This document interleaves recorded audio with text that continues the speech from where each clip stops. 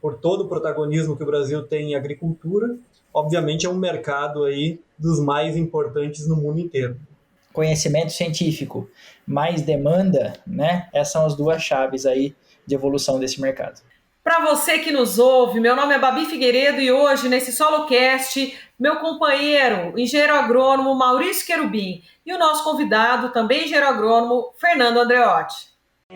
Começa agora, SoloCast, o podcast do Solo Agro, que traz de uma forma fácil para você ouvinte o conhecimento de especialistas no assunto.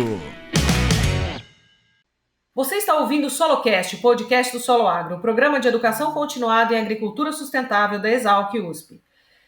Aqui, meu amigo, hoje, parceiro especialista, agrônomo, vai me acompanhar o Dr. Maurício Querubim. Ele, que é professor da Exalc do Departamento de Ciências do Solo, formado na Federal de Santa Maria e também bacharel em administração.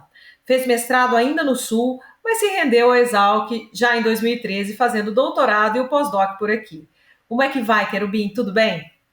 Tudo bem, Babi? É um prazer participar do programa com você e com todos que nos ouvem, e particularmente com o colega Fernando Andreotti. Hoje é um tema super legal, super relevante e super atual. Então, estou motivado aqui, Babi, para participar dessa conversa. É isso aí, de vez em quando a gente chama aqui o nosso amigo Fernando Andreotti, que também é engenheiro agrônomo, formado em 2002, doutor em genética em 2007 e livre docente em biologia do solo desde 2014. Ele é professor do Departamento de Ciências do Solo da Exalc, mas o mais interessante desse trabalho todo é o trabalho na aplicação de conceitos de microbiologia e ecologia microbiana na agricultura. Andreotti, mais uma vez, muito obrigado por aceitar o nosso convite. Como é que você anda? Oi, Babi, tudo bem? Obrigado pelo convite novamente. A gente já participou anteriormente, foi muito bacana e eu recebi esse convite com muita alegria. Espero dar conta do recado. Não vai ser tão difícil, que eu tenho a parceria do Maurício aí para ajudar, né? Um colega de grande importância em várias áreas e com certeza acho que a gente vai fazer um podcast bem interessante para os ouvintes. O Solo Agro é um programa de educação continuada do Departamento de Ciências do Solo da Exalc que promove há mais de 20 anos cursos, treinamentos e eventos em solos, nutrição e adubação de plantas. Forma profissionais que fazem a diferença no cenário agrícola brasileiro e mundial. E o programa Solo Agro oferece diferentes tipos de cursos e treinamentos, presenciais e à distância, com a qualidade da Exalc, para preparar ainda mais os profissionais do campo, não importa onde eles estejam. Para melhorar o seu conhecimento, para ter mais chance dentro do mercado de trabalho, melhorar a sua lavoura, inscreva-se em um dos inúmeros programas do Solo Agro. Você pode saber mais através do soloagro.com.br ou ainda seguindo o programa nas redes sociais, @soloagro. Lembrando que solo tem 2 L's. O SoloCast está disponível no Spotify, Deezer, Google Podcast e Apple Podcast. Não há desculpa para não ouvir. Bom, vamos lá hoje falar sobre o nosso tema principal, o mercado de produtos biológicos, pesquisa e desenvolvimento e inovação. Mas fiquem conosco para conhecer um pouco mais o nosso convidado do quadro Porteira Aberta. Andreotti, vamos começar que a bola está com você agora. Me conta um pouquinho sobre o panorama geral, esse cenário atual do mercado de produtos biológicos no Brasil. Muito bem, essa é uma pergunta já abrangente, mas para a gente começar, eu vou tentar pegar uma linha mais direta de raciocínio aí para a gente depois desenvolver o tema, né? É um mercado que, se a gente voltar para trás aí uns 20 anos, ele era representado basicamente por inoculante de soja, né? Acho que é o primeiro caso de sucesso e talvez ele que perdurou por muito tempo até que outras inovações surgissem. E se a gente pegar dessa história de uso de inoculante de soja, o sucesso da fixação de nitrogênio é discutível, né? Mas nos últimos anos, vamos colocar nos últimos 10 anos, e mais acentuado nos últimos 5 anos, a gente vê um desenvolvimento muito grande desse mercado pelo surgimento de novos produtos, com novas premissas, com novas funções.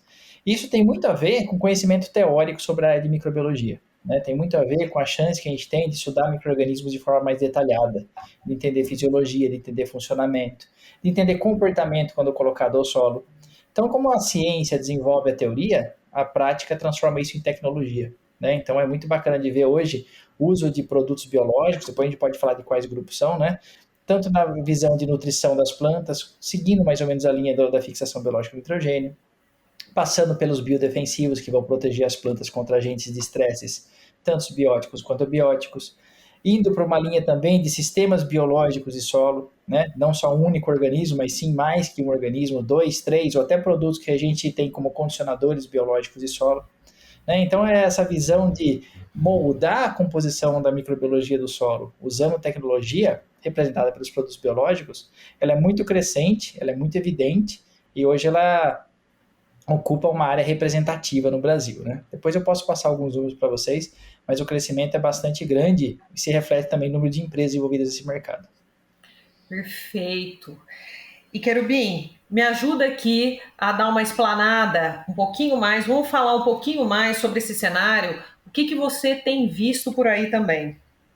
Babi, poxa, esse é um tema muito atual, né? O Fernando acabou de mencionar aí que há poucos anos, né, o Fernando foi conservador, falou 2 décadas, né? Eu acho que é nos últimos 5 anos, Fernando, que esse mercado tem dado uma reviravolta tremenda, né?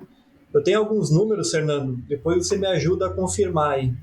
Mas eu dei uma pesquisada aqui para nós conversarmos hoje, e esse mercado ele tem uma taxa de crescimento anual na casa de 30% ao ano.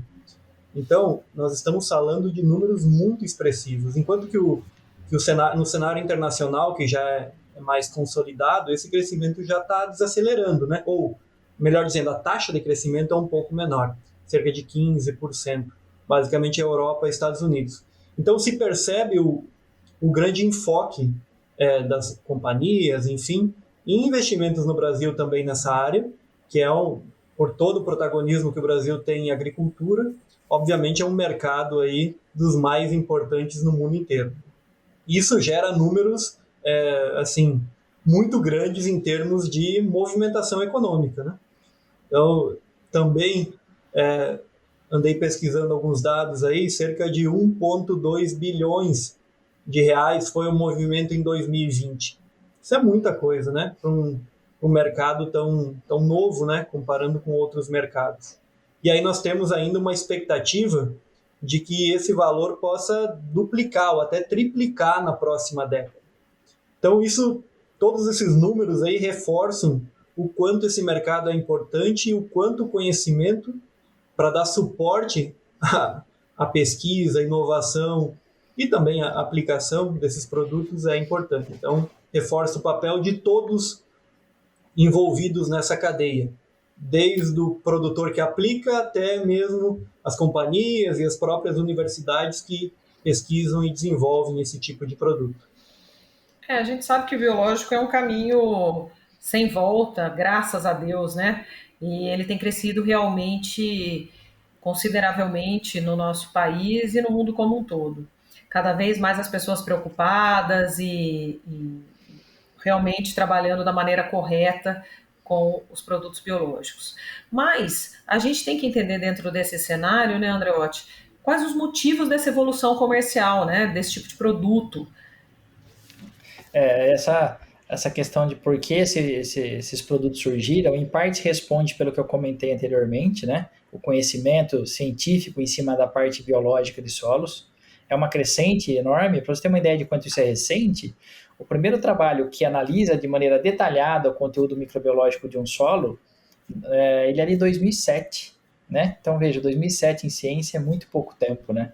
Então, a partir dali, a gente começa a entender um pouquinho, e a gente não sabe tudo, das diretrizes de como medir qualidade biológica de um solo, como medir os efeitos do manejo da agricultura em cima da biologia do solo. Então, a partir dali que a gente começa a ter essas premissas e muitas ferramentas surgem, e complementando um pouco de números que o Maurício trouxe, né? No ano de 2016, a gente tinha a marca de 3% das áreas cultivadas do Brasil recebendo algum produto biológico. Eu não estou pondo nessa conta inoculante de soja, tá? Novamente, por uma questão da gente não considerar esse elemento porque ele dá uma enviesada nos dados. Então, pensando no resto dos produtos biológicos, a gente tinha 3% das áreas com algum produto biológico em 2016. Na safra 2021, a gente chega a quase 25% das áreas com algum produto biológico.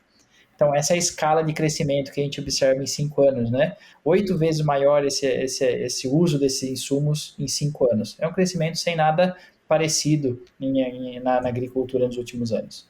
Então, se a gente for pegar agora para responder a sua pergunta, né? Quais os motivos disso? O primeiro é o conhecimento, Mas um outro tão importante quanto, que a gente não pode esquecer, é a real necessidade do produtor de tocar nesse componente dentro do seu sistema de produção. Né? Porque vamos pensar assim, ele manipula e usa muito bem as informações de fertilidade de solo, ele tem uma visão boa de como proteger as plantas contra doenças, ele sabe acoplar o seu manejo, ele sabe entrar com a máquina certa no momento certo, né? Mas ele carece de algum componente novo do sistema para dar performance, para trazer eficiência. E aí que a parte biológica do solo entra. Então, quando ele mexe naquela parte do solo que ele nunca mexeu, ele tem um efeito de resposta bastante grande. Então, eu digo que nenhum mercado cresce 8 vezes o tamanho em 5 anos se não estiver entregando algum tipo de resultado. Então, a pergunta no campo hoje não é se o biológico funciona, isso é uma pergunta do passado. A pergunta real é como os biológicos funcionam. Aí sim a gente tem uma lacuna importante para preencher de conhecimento. Qual a premissa de um fungo, de uma bactéria trabalhar e por que eles têm que trabalhar no solo e como que a gente faz isso da melhor maneira possível. Então, acho que, sumarizando, né? Conhecimento científico, mais demanda, né? No empreendedorismo o pessoal chama de dor, né, do cliente. Eu não gosto muito dessa palavra, porque acho que é oportunidade de aprimoramento do negócio. Essas são as duas chaves aí de evolução desse mercado. Perfeito.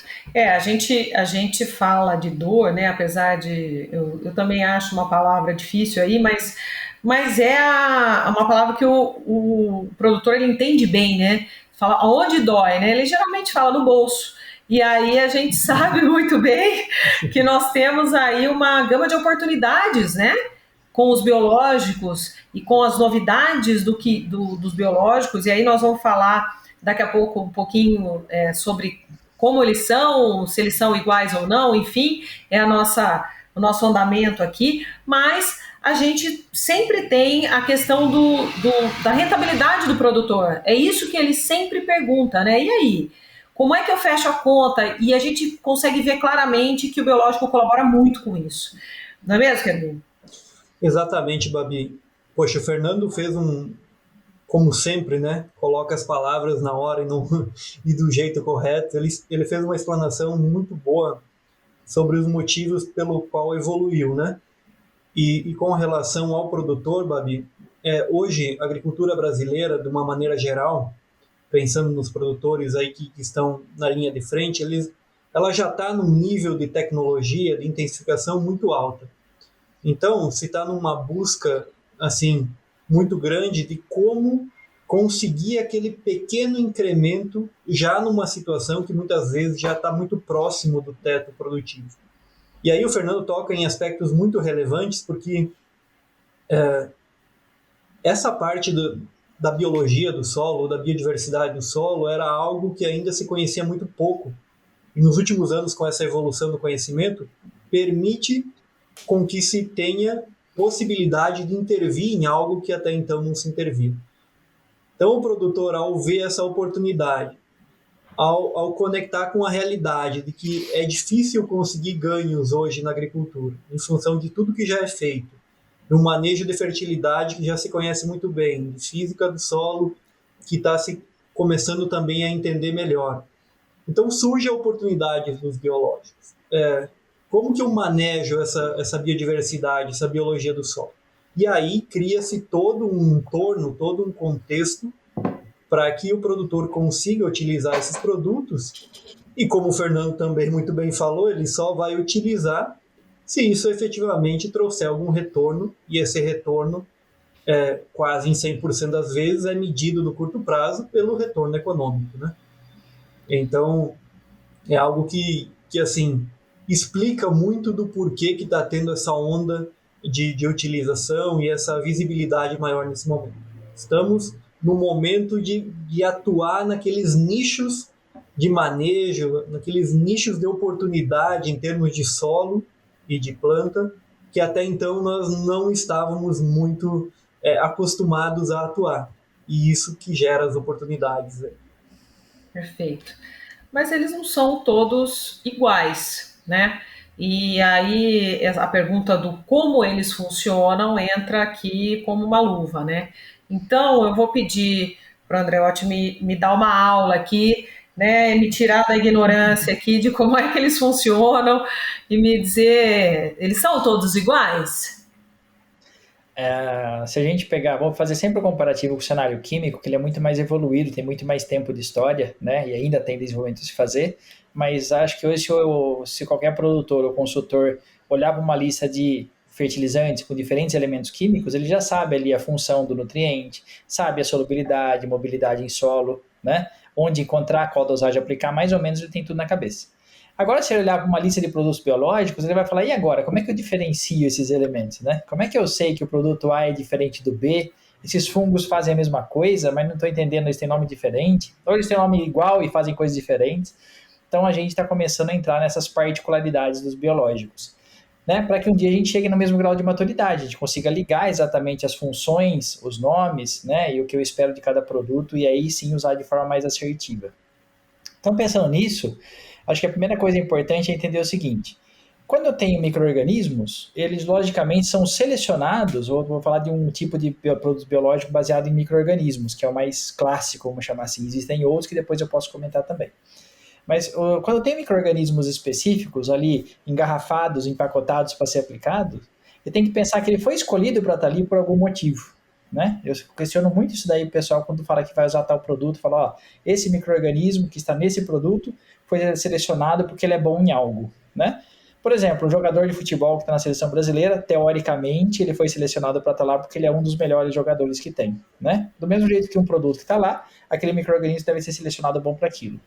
Então, se eu quero, sei lá, um solubilizador de fósforo, né, uma linha nova que está em alta, e se a gente perguntando sobre isso, eu tenho que escolher micro-organismos que são muito capazes de solubilizar fósforo no sistema solo, de diferentes formas e funções e assim por diante.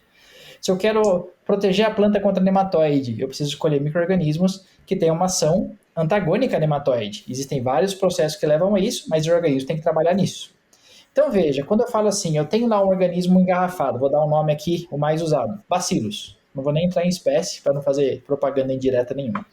Mas Bacillus engarrafado, para que ele serve? Eu tenho que entender qual o processo de escolha foi feito para entregar aquele Bacillus na forma do produto e falar que ele tem determinada função. Eu posso ter alguns bacilos que têm capacidade de fazer uma função, por exemplo, liberar fósforo, e posso ter outros bacilos que têm capacidade de matar nematóide. Por quê? O nível de capacidade microbiana, ele vai vir muito dessa questão do indivíduo que eu seleciono. Então, a pesquisa é importante estar dentro das empresas que desenvolvem esse mercado, né? E é por isso que, às vezes, essas empresas têm um custo inicial para se instalar muito grande. Elas têm que manter a pesquisa ativa para fomentar a geração de produtos.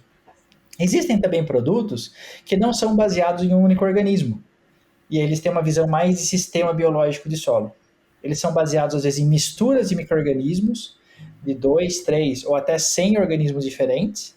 Eles têm a visão de recolonizar o sistema solo. Então, veja, eu estou partindo para outro tipo de produto que não é usado para funções específicas, mas ele tem a função de reorganizar, repovoar aquele ambiente solo, né? Recolonizar o solo, que agora precisaria ter diversidade, e perdeu por uma questão de perda de qualidade do sistema. E, por fim, existem produtos que não fazem nenhum nem outro. Produtos biológicos que não tem nada vivo dentro. Nossa, isso parece insano, né? Não, mas é verdade. A gente chama eles de ativadores biológicos, né? Então, ativadores biológicos seriam produtos que entram no sistema da maneira de induzir o metabolismo de micro-organismos que estão presentes no solo, mas não têm atividade mais porque perderam essa habilidade de interagir com aquele meio. Imagina que o solo se transforma pelos anos de cultivo, e aí você tem uma parte daqueles micro-organismos que deixam de ser ativos. Então, você perde eficiência do seu sistema biológico. Quando você usa um produto na forma de ativador, você está querendo que aqueles organismos voltem a trabalhar e contribuir para todos os processos biológicos do solo que são benéficos. Então, nessa rápida explanação, a gente começa a entender assim, só do ponto de vista técnico, eu nem segui a legislação para explicar para vocês isso, porque a legislação ainda está se acomodando frente às inovações que surgiram no mercado. Do ponto de vista técnico, eu tenho diferentes tipos de produtos biológicos pela sua essência, pelo seu nível e forma de funcionamento.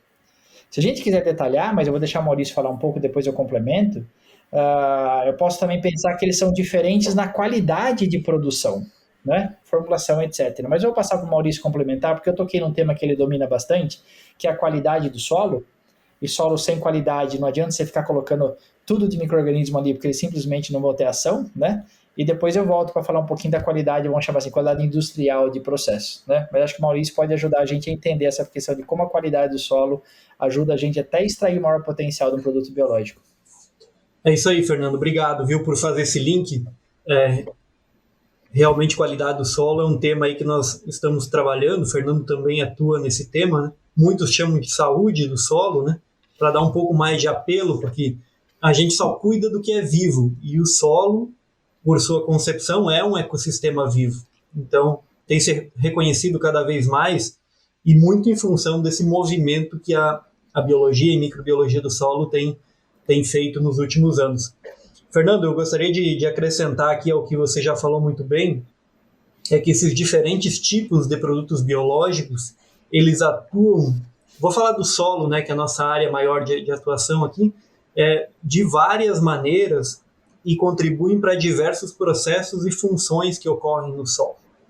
Então, talvez o que é mais perceptível, ou que está na nossa consciência mais rápida, é a ciclagem de nutrientes, ou até mesmo vindo dos inoculantes, a fixação biológica de nitrogênio, né?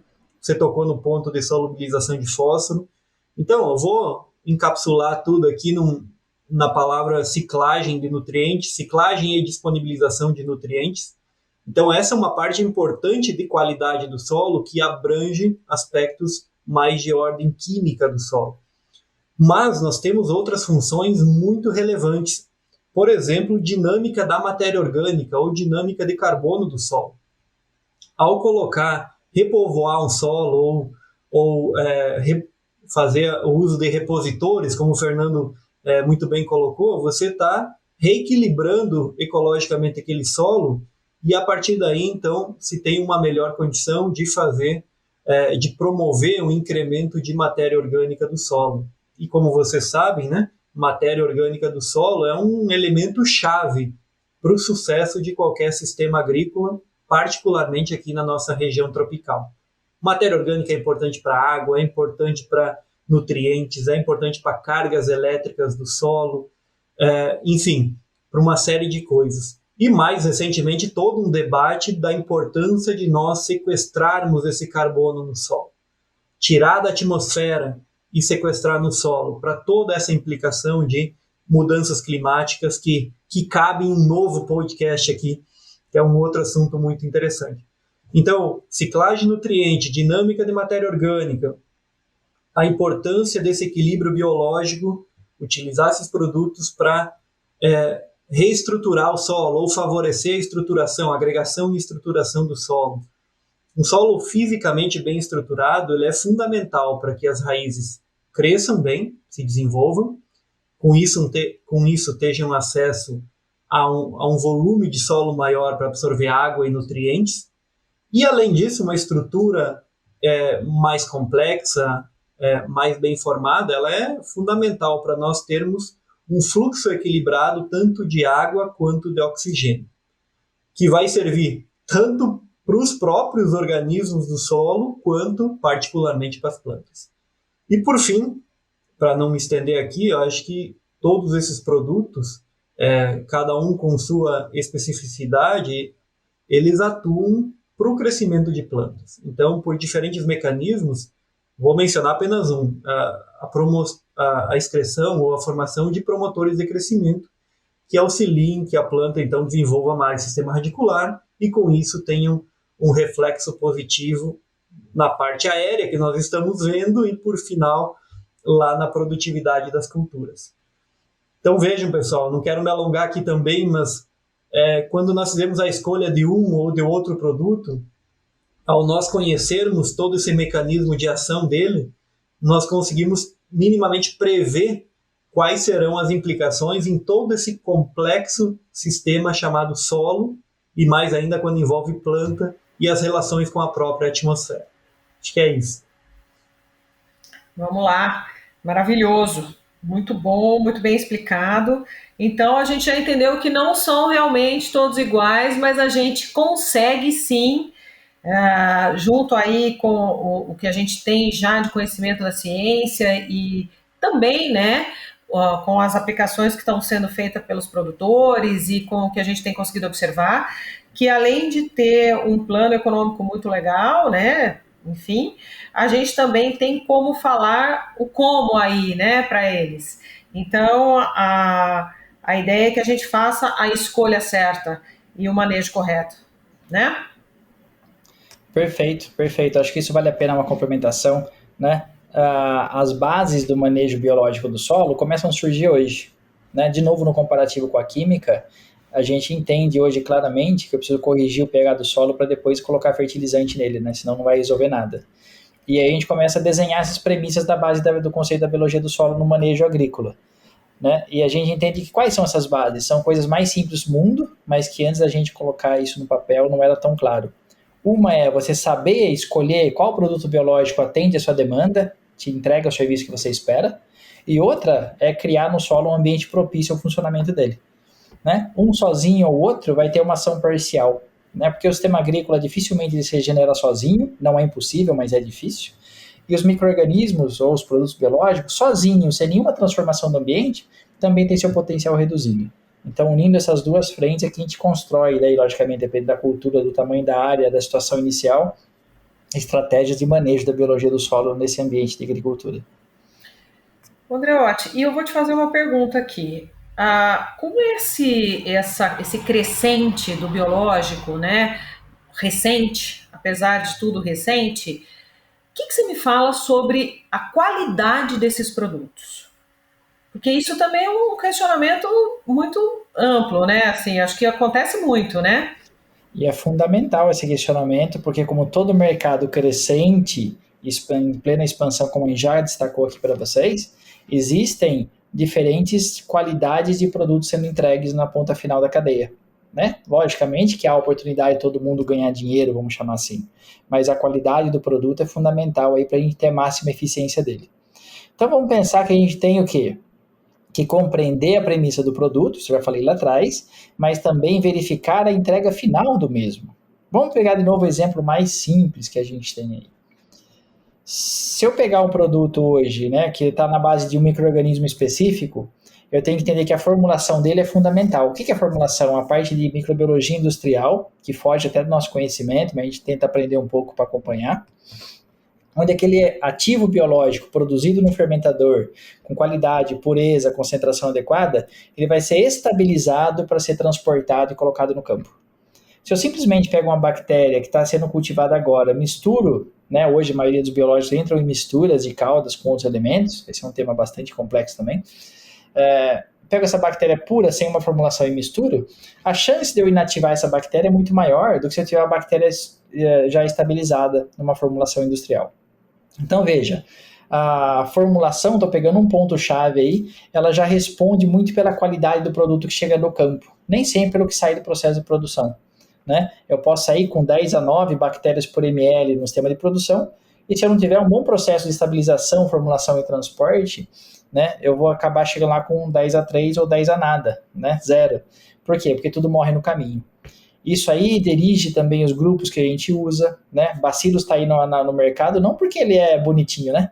Mas porque ele forma esporo, que é uma estrutura de resistência que facilita muito esse transporte, essa estabilização. Então, é um organismo altamente manipulável do ponto de vista da microbiologia industrial, fundamental. Os fungos, mesma coisa, produzem esporos. Outras bactérias, aí o produtor que está escutando já vai saber, Bradyrhizobium, Azospirillum, precisam de mais cuidados nesse transporte e armazenamento, porque são mais sensíveis a esses estresses ambientais. Então, a qualidade dos produtos respondem pela sua produção, formulação, que permite toda a questão de logística, tempo de prateleira, assim por diante. Se a gente pensar em outros produtos, como eu falei, os condicionadores biológicos, né, que são os ativadores, os recolonizadores de solo, a gente vai ter que medir essa qualidade naquilo que vai para o sistema, a qualidade funcional. Quando eu tenho lá um produto que se põe como fonte de biodiversidade, um recolonizador de solo, ele tem biodiversidade mesmo? Como é que isso é medido? Como é que isso é quantificado? Se eu tenho um ativador biológico, ele ativa mesmo a biologia do solo? Então a gente tem que medir isso aí, um efeito no solo. Mas com certeza a gente vai aplicar essas métricas de diferenciação em qualquer leque de produtos aí, a gente vai encontrar produtos de diferentes qualidades.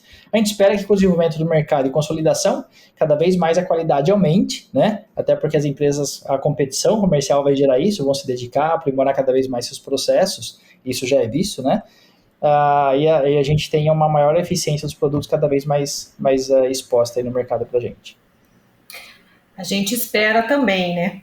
Espera muito, aliás, o produtor que está nos ouvindo aqui, que está com certeza Eu acho que hoje não tem uma propriedade, muito difícil você ouvir uma propriedade de um produtor que não esteja testando, que já não seja usuário de produtos biológicos, né, ou que não esteja preocupado com isso também, né? E aí eu vou pedir aqui para o Querubim entrar um pouco nesse mérito também, né, da qualidade dos produtos, em relação ao que ele tem visto na qualidade de solo, né, com essas aplicações recentes aí, e nessas andanças aí com as pesquisas e tudo mais. Muito bom, Babi.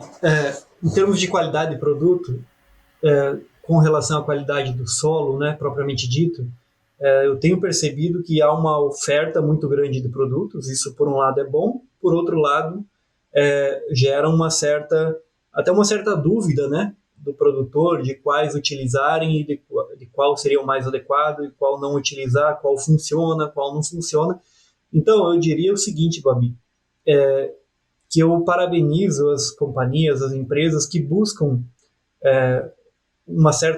de certa maneira, uma colaboração de institutos de pesquisa, de universidades, do próprio produtor, para fazer testes, né, para validar esses produtos nos diferentes ambientes que nós temos no Brasil. Porque muitas vezes o produto é elaborado, é desenvolvido, mas a própria empresa não tem a oportunidade de validar ele para as mais diversas condições edafoclimáticas que nós temos no Brasil.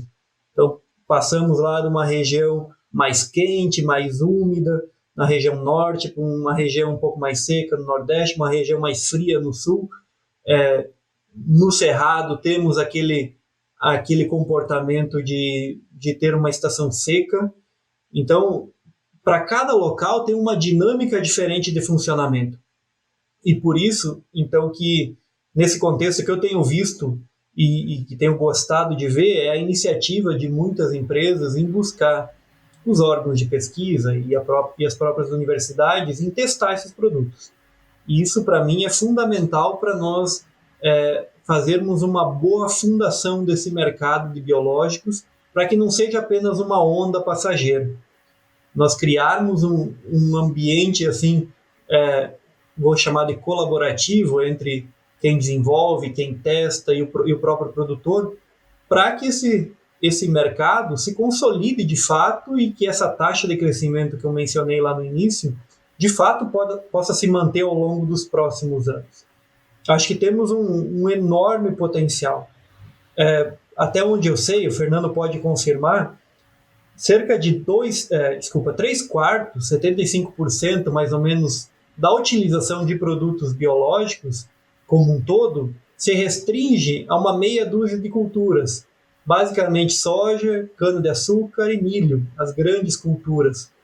Então veja o enorme potencial que temos em outras culturas, tanto culturas de grãos anuais, como eventualmente até culturas fruticultura, horticultura, culturas mais nichadas, né? Então nós temos um enorme potencial.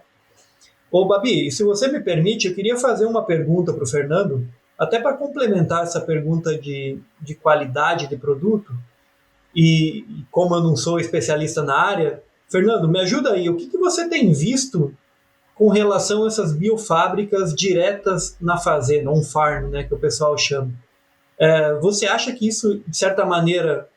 Bom, primeiro, eu acho que é uma oportunidade, né, do produtor mesmo desenvolver seu produto, mas você enxerga com algum nível de preocupação também por essa falta de controle, eventualmente, de qualidade não muito bem controlada? O que você tem visto sobre isso? Essa é a pergunta que a gente nunca gosta de responder, na verdade. Desculpa, não estava programado aqui, Fernando. Eu quebrei o protocolo. Tá tudo certo. Essa é a pergunta que a gente torce para não aparecer no final da palestra, mas ela sempre aparece, então tá tudo certo. Por quê? Vamos pegar a essência do processo. A essência do processo, vou falar para você como é colocado na ponta da cadeia. Se você tiver um ambiente limpo, relativamente limpo, e tiver um meio de cultura adequado, você consegue cultivar micro-organismo. É verdade. Quem faz cerveja em casa sabe que é verdade, né? Você faz cerveja em casa e você não precisa ter um reator. Mas o que é difícil é entender um pouquinho mais sobre aquilo que eu coloquei lá no começo. Entender da fisiologia dos micro-organismos, quais são passíveis ou não de sofrerem esse tipo de multiplicação bom, que é chamada de on-farm. Né? Por exemplo, se a gente pensar em bacilos, é um grupo relativamente simples de ser cultivado, um grupo que se desenvolve rápido, que ocupa o meio de cultura, que tem sistemas de defesa contra contaminantes, né? Mas se eu pensar num produto que é baseado em mistura de bacilos, 2, 3 espécies, eu já não consigo multiplicar ele de maneira uniforme, porque eles não vão crescer de forma proporcional. Eu vou perder essa relação entre as espécies que compõem o produto. Se eu pensar em Bradyrhizobia zospirillum, nós temos grande chance de ter contaminantes coexistindo nessa produção. Mais que isso, grande chance dos contaminantes serem predominantes no cultivo final, porque são organismos muito mais sensíveis à contaminação no sistema de produção. Se eu pensar em fungos, a grande maioria dos fungos não se desenvolve bem em meio de cultura líquido. Né? As empresas trabalham com meio de cultura sólido, que é muito mais eficiente em produção de esporos. Então, tem desafios que nem sempre são colocados às claras. Então, em sumário, é o seguinte, como o Maurício colocou muito bem, é uma oportunidade do produtor assumir para ele fazer isso? Mas também é um fator de risco que ele tem ali, porque ele não tem a garantia da qualidade do que ele está produzindo. Então, quando isso é feito, a gente vai encontrar sistemas que são primários, né, bem precários, e sistemas já profissionalizantes. Logicamente que depende muito de quanto se investe, você pode praticamente ter uma indústria dentro da sua fazenda. Aí sim você consegue algum grau de confiança que você produz.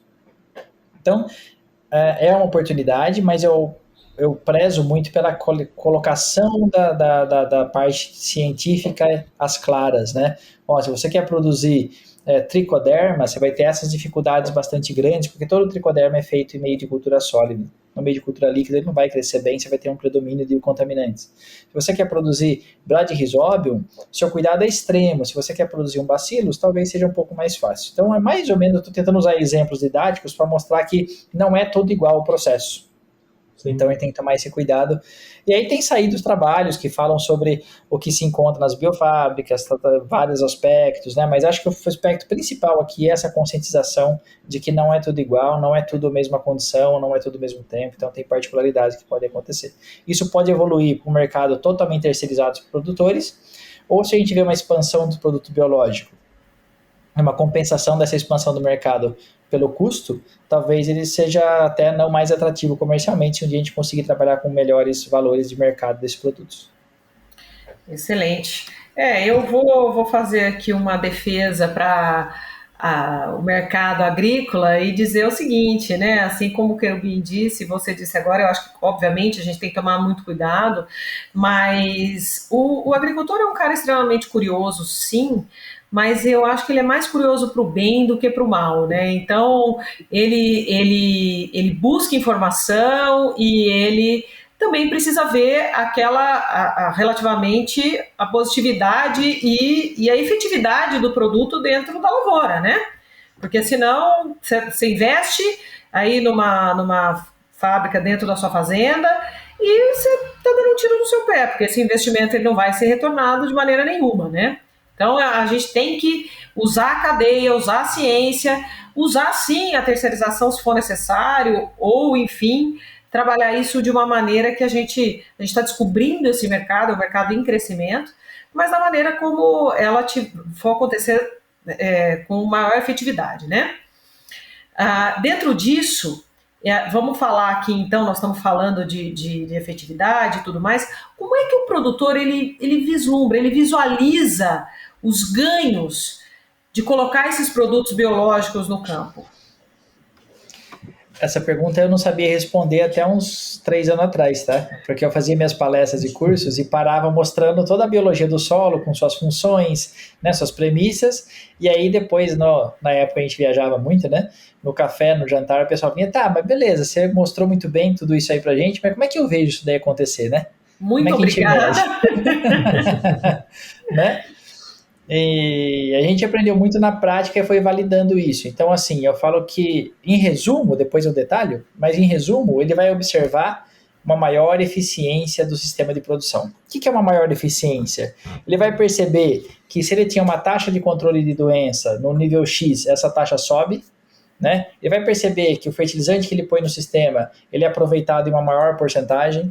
Ele vai perceber que uma prática qualquer que ele fez vai ter um tempo mais duradouro, né? Vamos pensar até em mais estruturação do solo.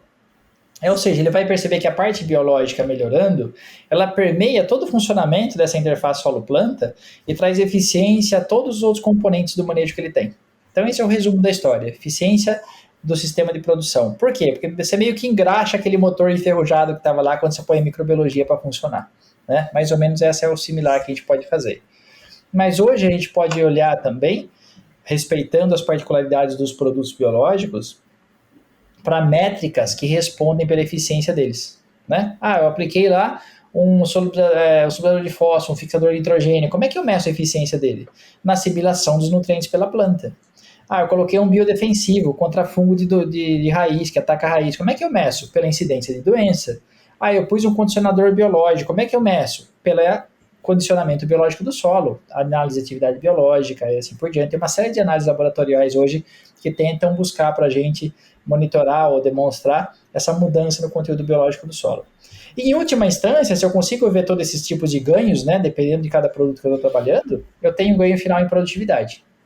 Às vezes o pessoal fala assim, e é verdade, né? O que importa é a produtividade. É verdade. Se não produzir mais, a gente acaba não tendo aquele benefício. Mas, como o Babi colocou muito bem, o produtor ele é curioso, ele guarda o espírito cientista, né? Isso é só quem trabalha na agricultura que preserva bastante o espírito cientista. Ele fala, produziu mais, mas agora eu quero saber por quê. Né? Não é só produzir mais e pronto. A gente compra um celular novo, tira uma foto mais bonita, você não pergunta por quê. Né? Mas quando você põe um produto no chão, ele entrega uma produção maior, você quer saber por quê. Então, esse porquê se recheia com essas explicações que eu coloquei para vocês, né? Entendendo o produto que eu mexi, e aí como é que ele mexeu na cadeia, qual a variável que eu posso mensurar para conectar aquela aplicação com o final, que é a produtividade. Maravilhoso. É exatamente isso, né? A curiosidade do entender o porquê, e é muito bom saber que a gente já tem essa resposta, né? Querubim, manda pra gente aí a sua colocação agora a respeito dessa resposta, que eu acho que vai ser bem interessante também, né? Porque eu acho que o solo, nessa hora, ele ajuda a demonstrar todo esse resultado. Babi, essa questão é muito importante. Fernando acho que já falou muita coisa legal e quase tudo que eu iria falar. Mas eu vou acrescentar, vou somar o que ele disse. Bom, temos métricas específicas para solo, para planta, até mesmo para entender o efeito desses produtos biológicos na interface com a atmosfera, através da respiração do solo, através da emissão de gases, que é uma outra linha de pensamento, não somente focado na produtividade, mas eventualmente num caráter mais de sustentabilidade do sistema de produção. Então, sim, podemos caminhar para esse lado. No solo, que é a nossa área de atuação maior, temos métricas, como o Fernando falou, na parte química, na parte física e na parte biológica. Então, tem um universo de métricas que nós encapsulamos no termo qualidade do solo, que é possível de ser feita. Mas o que eu queria realmente somar é que como que o produtor vê isso, vê esse resultado no campo? É através de, além do aumento pontual de produtividade naquele ano que ele está aplicando o produto, é numa maior estabilidade de produtividade da lavoura ao longo dos anos.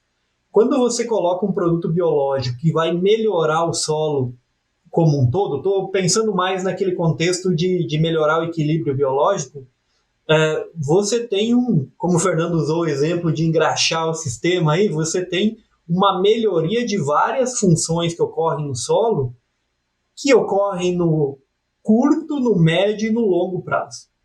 Então, em última instância, você deixa o solo mais resistente e também mais resiliente, ele se recupera a estresses. Levando para a prática, o que eu quero dizer? Eu quero dizer que quando você tem um solo, que seja pela aplicação de um produto biológico ou de um sistema de manejo como um todo, acho que é algo, fazer um parênteses rápido, não é também só o produto biológico que é a salvação de todos os nossos problemas. Ele é parte também da solução, juntamente com um manejo bem feito, com todo aquilo que o produtor já faz muito bem e sabe que funciona. Então ele é um aditivo, né? Ele nos ajuda a tornar aquele solo mais resiliente. Então, num ano como esse que nós temos enfrentado em algumas regiões do Brasil, de estresse hídrico muito pronunciado, secas, isso vai se tornar, infelizmente, cada vez mais frequente no Brasil. No Brasil e no mundo, né? Por toda essa alteração climática que nós estamos experimentando e iremos experimentar cada vez mais na próxima década, ou nas próximas décadas.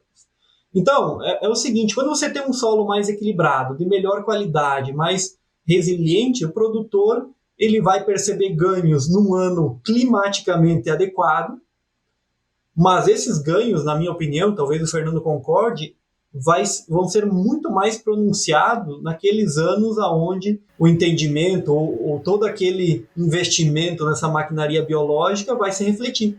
E é aí que o produtor vai ver, poxa, um ano ruim, o meu vizinho está produzindo 30 sacas de soja, reduziu pela metade, e eu estou conseguindo 43. Poxa, mas o que ocorreu de diferente se é lado a lado da propriedade? Teoricamente é o mesmo clima, recebeu a mesma chuva, é o mesmo solo, isso está no manejo daquele produtor, que é feito de uma série de práticas, incluindo essa parte desses biológicos que têm contribuído nesse contexto. Então acho que é isso, Babi. A mensagem que eu quero dar para o produtor, complementando a do Fernando, é que também não podemos ser somente imediatistas e ver o resultado naquela safra. Eu acho que o uso desses produtos também tem que ser considerado no médio e longo prazo.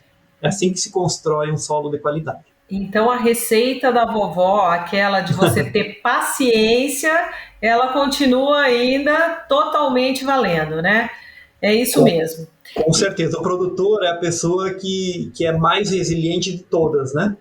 É ele que acredita, ele que aposta o seu investimento, o seu capital ano a ano, sem saber se vai chover ou se não vai. Mas tem que continuar, viu? É só assim que se consegue cada vez uma agricultura melhor, mais produtiva e mais eficiente. Mas você sabe que eu tenho uma outra dica para o produtor. Se ele quer melhorar a lavoura, ele também pode fazer os cursos do Solo Agro. Então segue a gente aí no @soloagro, ou então no soloagro.com.br você tem todas as informações sobre os cursos que o Solo Agro pode proporcionar para você para aumentar esse seu conhecimento. Lembrando que solo é com 2 L's.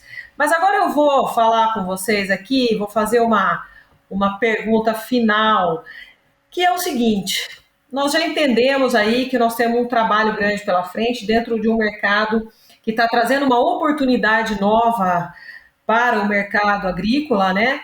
E aí, qual é a tendência futura para esse mercado? O que vocês acreditam que daqui para frente, os novos desafios, como é que vai ser isso? Eu vou começar com o Andreotti. Ótima pergunta final. É uma pergunta que a gente se faz, né, todos os dias, para que a gente reflita sobre isso e possa acompanhar com a pesquisa. Eu vou dar 2 chutes aqui, tá? Baseado no que eu acredito de dificuldades que se enfrenta hoje com o produto biológico, muito relacionado muito mais à aplicação e logística dele dentro do sistema de produção, e o outro com uma intensificação de ganhos, né, de performance desses produtos. Então eu colocaria 2 pontos. Um que eu acredito bastante é a visão de metabólitos produzidos por micro-organismos. Então veja, eu posso de repente entender que um organismo X que eu não consigo cultivar, né, e transportar de Piracicaba para o Mato Grosso, mas eu consigo fazer na produção dele, ele produzir um metabólito que possa ser aplicado. Esse metabólito tem uma ação similar a um químico, né, mas é um produto que vem de origem biológica. Né, vamos deixar bem didático. Imagina que eu tenho uma bactéria que produz uma molécula que mata fungos que atacam plantas de soja, né? A bactéria não chega viva no Mato Grosso, mas se o metabólito dela chegar, eu aplico, ela tem uma ação. Então, extratos, metabólitos é uma linha de desenvolvimento que acho que vai crescer. E a outra é a compatibilidade de produtos biológicos, seja vivo ou seja o metabólito, com o que for, com outros elementos do sistema de produção. Por quê? Porque se eu conseguir falar para você assim, esse produto biológico, seja qual for, pode ser misturado com fertilizante, pode ser misturado com defensivo A, B, C, eu tenho uma grande chance de maior adoção dessa tecnologia pela parte dos produtores, né? E aí eu aposto minhas fichas mais no fertilizante, né? Apesar de parecer às vezes estranho, né? Pôr bactéria no fertilizante, pôr fungo no fertilizante, se a gente souber bem o que está fazendo, entender de novo da fisiologia, se a gente entender da formulação, da conexão dos produtos biológicos, a gente consegue casar ele no fertilizante, e aí eu vou ter ser usado, né? A palavra fertilizante hoje ela remete à nutrição, mas ela tem na sua essência um pouco de fertilidade do ambiente, né? Que não é só nutricional. Então a gente pode até reformular o que a gente entende por fertilizante, sendo um elemento que traz ganhos nutricionais, mas também biológicos para o sistema de produção. Então esse seria meu chute do que eu acho que vai acontecer por aí, que as empresas estão se movimentando nessas buscas de uma linha mais direta de conexão entre o recurso biológico e a aplicação no campo. Vamos lá, Querubim. Maravilha. Puxa, depois do que o Fernando falou, né, tecnicamente com tanta propriedade, o que eu vou dizer? Vou para o outro lado então, Fernando. Vou pensar na ótica aí de quem está enxergando os dois lados da moeda. Por um lado, nós temos uma curva de aprendizado, acho, falando em termos de produtos biológicos, e essa curva, nós estamos ora mais para cima, ora mais para baixo, depende um pouco do produto, né? Alguns, como os inoculantes, você tem muito conhecimento, já você tem muita base, isso faz com que novas soluções nesse contexto sejam mais rápidas, outras nós temos que começar a desenvolver ainda do zero. Então, acho que tem apesar de estarmos numa crescente nessa curva, nós temos ainda uma oportunidade importante em termos de pesquisa, desenvolvimento e inovação. E a outra curva que eu queria mencionar é a curva de adoção. Hoje, o Fernando colocou os números, né, um crescimento de 8 vezes, se eu não erro aí o que você falou, Fernando, 8 vezes, mas isso ainda representa um universo de 20-25% dos produtores brasileiros. Então, acho que nós temos ainda uma margem, uma margem muito grande aí para expandir esse uso em outras culturas, como eu havia falado, em outros nichos de produção mais específicos, de valor agregado maior, eventualmente. Então, e para isso vai precisar de pesquisa e desenvolvimento em culturas específicas, em ambientes específicos. Então, nós temos, na minha opinião, para o futuro aí, um cenário bem otimista, tanto do seu ponto de vista de desenvolvimento, como também de adoção. E finalizo, Babi, dizendo o seguinte, que talvez o momento que nós estamos gravando esse podcast, ele não poderia ser melhor, porque estamos vivenciando na prática aí uma escassez de fertilizantes, como o Fernando comentou. O Brasil tem uma dependência muito grande de fertilizante do comércio internacional, né? Particularmente fósforo, particularmente potássio, nitrogênio meio a meio. Então, nós precisamos encontrar soluções que façam com que nós nos tornamos um pouco mais autossuficientes nesse assunto. Sabemos que pelas condições climáticas e de solos que nós temos, nós necessitamos de fertilizantes. Então, o Fernando aposta nesse cenário e eu também aposto. Eu acho que produtos biológicos podem ser uma das alternativas, além de outras tantas, né, para nós nos tornarmos aí mais autossuficientes e conseguirmos manter o padrão, ou quem sabe ainda aumentar o padrão de produtividade da nossa agricultura nacional. Mesmo num cenário assim, um pouco que demanda um pouco de política, um pouco de economia, relações internacionais, que é sempre um pouco tumultuado, né? Mas, enfim, acho que nós temos uma grande oportunidade pela frente. Excelente, muito obrigada. Agora a gente, com certeza, vai ter muito assunto, abre muito assunto para a gente fazer outros podcasts. Vocês vão ser chamados novamente. Eu agradeço mais uma vez aqui, mas antes da gente finalizar, a gente não pode deixar de chamar o quadro Porteira Aberta. Porteira Aberta.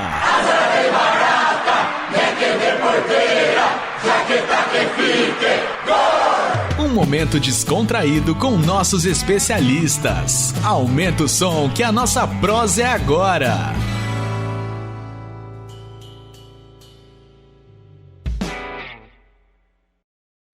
Bom, nesse quadro, para quem ouve a gente sempre traz alguma curiosidade do nosso convidado. Hoje, Fernando Andreotti está aqui. Como ele já é um cara frequentador aqui do nosso SoloCast, está funilando aí as chances aí. Ele inclusive, antes a gente estava conversando, ele já vai começar semana que vem 3 ou 4 atividades novas para poder, né, contar em próximos SoloCasts aqui. Mas hoje eu tinha 2 oportunidades, mas eu não vou sacanear muito com ele. Eu quero saber o seguinte: é verdade que se eu precisar de uma banda, você está à disposição para montar, fazer parte dela? Essa é a parte mais complicada, né? Porque assim, a gente tenta exercer excelência em tudo que faz, mas nem em tudo a gente é capaz disso, né?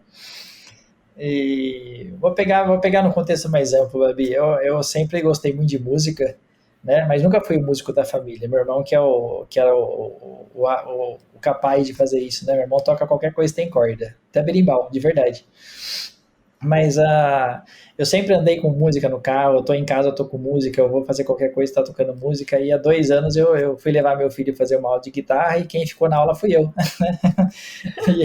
e o professor falou: você tem quantos anos? Eu falei: eu faço 40 em breve. Eu falei: quantas vezes já tocou guitarra? Eu falei: nenhuma. Ele falou: nenhuma vez segurou uma guitarra? Não.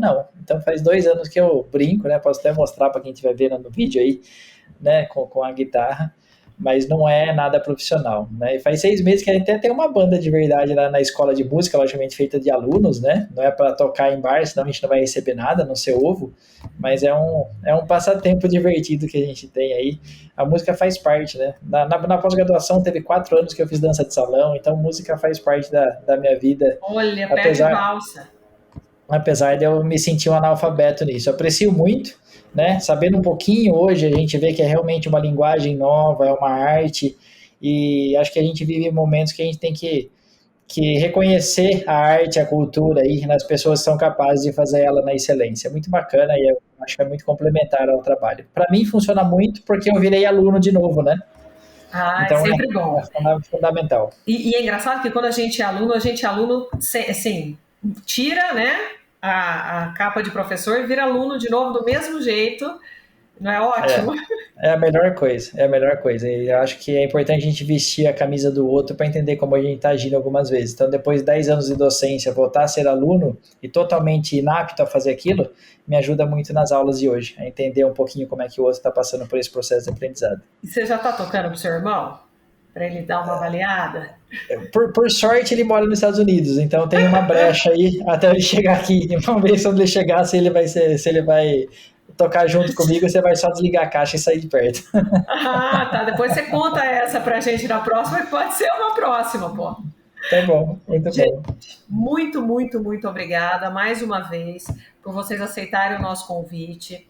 É maravilhoso sempre ouvir vocês e entender um pouco mais, né? Entrar um pouco mais nesse mundo maravilhoso que é a agricultura e que vocês trazem para a gente com uma tradução tão simples.